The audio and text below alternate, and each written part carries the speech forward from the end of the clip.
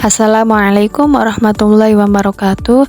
Perkenalkan, nama saya Inayatul Maulidia, kelas B, NIM 2108102065, jurusan Pendidikan Bahasa Arab. Di sini saya akan menjelaskan tentang tutorial penggunaan GASP, korelasi 3 variabel, person, Spearman, dan Kendall menggunakan aplikasi GASP. Berikutnya yaitu, apa itu GASP? GASP merupakan singkatan dari Jeffrey Amazing Statistics Program. Sebagai bentuk penghargaan atas pelopor analisis statistik Bayesian Sir Harold Jeffreys. GASP adalah aplikasi data statistik yang dapat diakses secara bebas dan gratis. Aplikasi ini terus dikembangkan dan terus diperbaharui. Saat ini V0111 pada Oktober 2019 oleh sekelompok peneliti di Universitas of Amsterdam.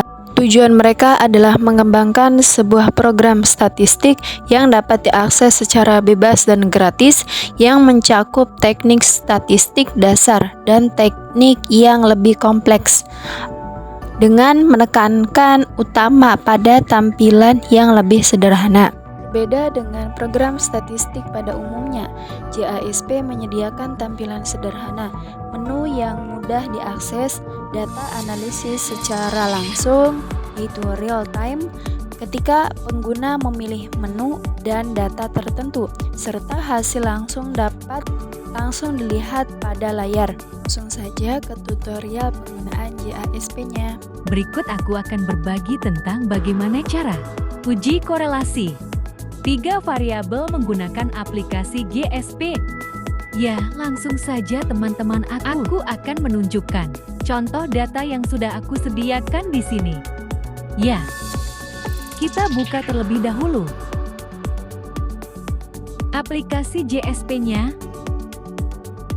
Kemudian nanti teman-teman bisa input data atau import data yang sudah teman-teman entrikan. Bisa ke dalam Excel yang diubah ke teks, kemudian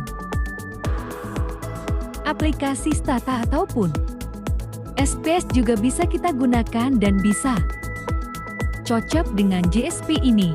Kita import terlebih dahulu ya. Misalnya aku sudah pernah buka file ini. Dengan itu kita buka yang ini teman-teman ya. Misalnya kita memiliki 3 variabel. 3 variabel ini adalah X1, X2, dan Y. Masing-masing skor di setiap variabel sudah terisi dengan sampel sebanyak 25 orang. Ya, ada yang 123. 1, 2, 3, 1, 0, 0, 1, X1, 0, 1, 2, 1, 1, 1, 1 untuk X2 dan Y-nya 123. 1, 2, 3, dan seterusnya 1, 0, sampai 0. Ke skor yang paling bawah untuk sampel yang ke-25. Untuk uji korelasinya, sebenarnya dari data ini hipotesisnya bisa kita bangun. Ada 3 teman-teman ya. Yang pertama hipotesis untuk X, hubungan antara X1 dengan Y. Kemudian hubungan antara X2 dengan Y. Kemudian hubungan antara X1 dan X2 dengan Y. Gabungan seperti itu.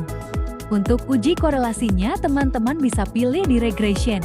Ini kemudian pilih korelasi. Nah, kemudian di lembar korelasi ini kita ingin menguji hubungan X1 dengan Y. Terlebih dahulu, teman-teman bisa pilih yang ini ya. Kemudian pilih yang Y. Ya, GT. Langsung muncul hasil dari person correlation atau produk momen teman-teman. Nah, ini kalau nilai dari hubungannya ini adalah versionernya adalah 0,884, sedangkan nilai p-value-nya adalah di bawah 0,01. 0,01-nya. Nah, teman-teman juga bisa melihat di sisi kiri ini ada sampel correlation creation. Bisa langsung saja menceklis uji korelasi Superman. Ya, maka akan dimunculkan uji korelasi Superman teman-teman sebesar 0,838 untuk valuenya di bawah atau lebih kecil 0,001. Begitu juga dengan Kendall Staub. Kalian juga bisa lihat hasilnya 0,869 ya. Dan p-value-nya di bawah 0,001. Nah, apa yang bisa kita simpulkan di sini teman-teman? Biasanya kalau kita ingin menguji hubungan, tentu ada hipotesis dan ada ketentuannya. Kalau kita memakai confidence, intervalnya adalah sebesar 95%. Berarti 0,05%. Sorry, 0,05 adalah angka minimum. Tanda errornya ya. Maka dari hasil ini bisa kita lihat p-value-nya itu di bawah 0,005 ya. Ini di bawah 0,001, 0,001 dan 0,001 artinya kalau kita tarik kesimpulan, ada hubungan antara variabel X1 dengan Y. Seperti itu teman-teman. Nah, dari hasil ini kita bisa copikan. Ya, dengan klik decoration table tanda panah ini, copy dan pindahkan. Misalnya, kita pindahkan ke Word. Ya. Ya. Ini bisa kita pindahkan teman-teman dan bisa kita setting sesuai kebutuhan teman-teman. Nah, untuk uji yang keduanya, ya, kita bisa melihat hubungan antara X2 dengan Y. Maka caranya adalah kembalikan X1 ke lembar correlation ini. Dengan cara klik kemudian pindahkan. Maka masukkan lagi X2. Ya. Hasil dari correlation X2 dengan Y sudah dimunculkan di sini. Persennya minus 0047. Dengan nilai p-value-nya 0,825 Spiderman. Ya, 0,054 kemudian candlestick 0,028. Sedangkan p-value-nya ada yang 0,825 kemudian p-value untuk Spiderman itu 0,709 p-value untuk candle top 0,850. Ini kebalikan dengan apa yang ada tadi di X1 teman-teman. Kalau ini justru di atas 0,05 untuk p-value-nya. Artinya kalau kita uji secara terpisah, tidak ada hubungan antara variabel X2 dengan Y.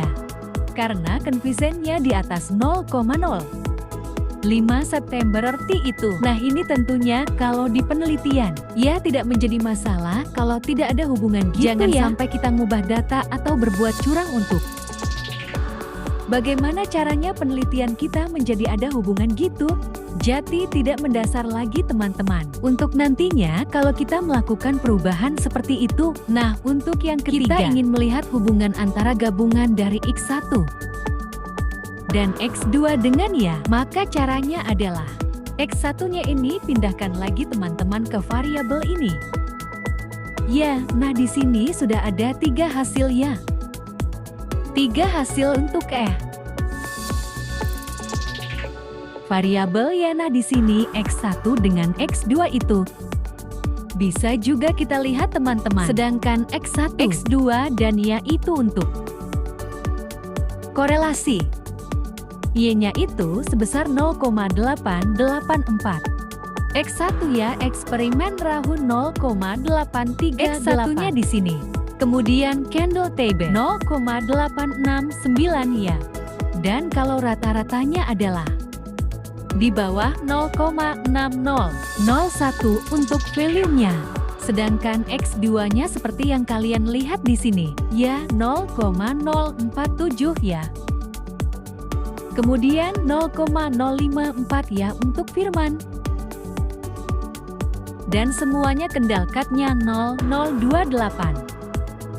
Sedangkan untuk value-nya 0,850. Dari hasil ini teman-teman bisa kita lihat bahwa gabungan antara X1, X2 dan dengan yaitu persennya minus ya. Kemudian Superman-nya 0,05, kendal atau B-nya 0,028. Sedangkan untuk yang p-value-nya 0,825. P-value untuk Spiderman 0,796. P-value untuk kendal atau B 0,850 seperti itu teman-teman. Jadi bisa kita lihat bahwa data kain ini cukup beragam. Kalau kita simpulkan dengan menggunakan 5% atau 0,05 angka, kesalahan ya, maka kita bisa simpulkan dari hasil. Kelima value gabungan X1, X2 ini. Seperti itu. Nah, coba teman-teman langsung saja melihat ya. Dan juga mencari referensi yang terkait untuk menyimpulkan hal-hal ini. Sekali lagi, aku sampaikan bahwa aplikasi ini hanyalah dia hanya mengeluarkan ujinya saja. Kalau untuk bagaimana cara memutuskan dan menyimpulkan, tergantung kita sebagai peneliti ataupun sebagai analisis data. Cukup sekian penjelasan dari saya, kurang dan kurangnya mohon maaf. Wassalamualaikum warahmatullahi wabarakatuh.